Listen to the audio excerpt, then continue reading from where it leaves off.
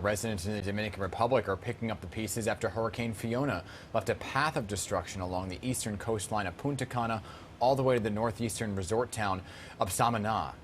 Now, Mayor Adams and a New York delegation of state and local officials spent the day Monday touring the hardest hit areas. Dr. Ramon Tallaj and his team from Somos Community Care, based here in New York, were also on the ground distributing food and water in these affected areas. And Dr. Tallaj joins us this morning with his first account of the conditions in the DR. Good morning, Dr. Tallaj. We appreciate you taking the time to talk to us.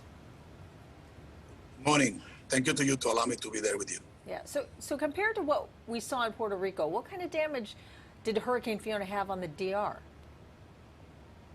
Definitely flood, and it's the main thing with no water for people, and most of the ceilings of the housing in poor neighborhoods are gone, and to the whole, and you go as far as the east part of the country is destroyed.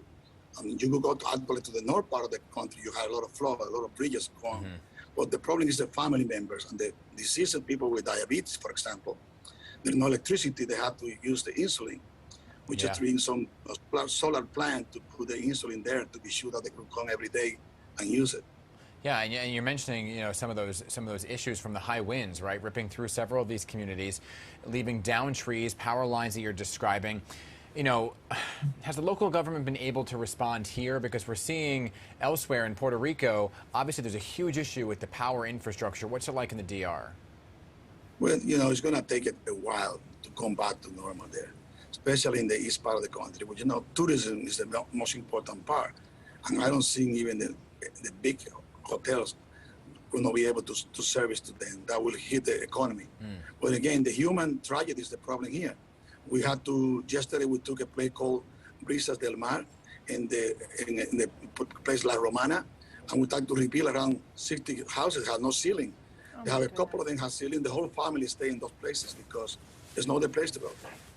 What about the hospitals? Are they able to operate then? You're talking about housing that's down, but what about those vital areas like the hospitals? But it's not that much. The hospital buildings are kind of strong. They are concrete. There are no that ceiling. That's the sink. You could see that's the problem. But most of the people cannot afford that. But hospitals are functioning well, and they have enough power and electricity to do so. So, you were there on the ground. You still have folks from your Somos team there that were delivering food and water as well as other supplies. What would you say the biggest need is right now? Right now is to ensure that people get their housing back, have food on the table. People cannot go to work. And obviously flood. This is my son. I wasn't there when the mayor visited, but my son is there proceeding with the mayor. We distribute a lot of things like soap, cleaning scene, but there's nothing to do more than that and repair the housing.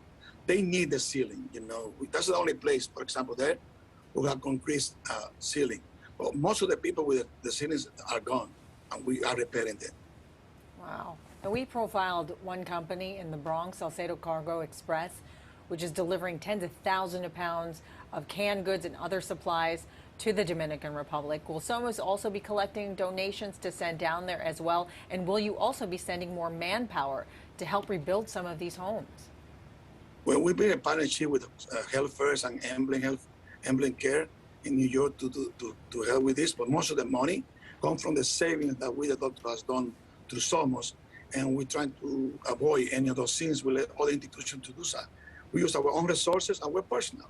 We get most of the employees going there now to be sure that they help. So what, do you want to put the call out to New Yorkers who may want to help in any way, and how can they help specifically with Somos? Yeah, well, there is a telethon, I believe it's going to happen, or just happened today, yesterday with Adriano Espaillat, and is going to have this telethon in order to be sure that we send it there. But we didn't want to say. I think we may have just lost him. We do our own resources. Okay. Dr. Tallaj, thank you for taking the time to speak with us and for all the help that you're providing to the folks in the Dominican Republic. We continue praying for them. Absolutely. Thank you so much. Well, all right.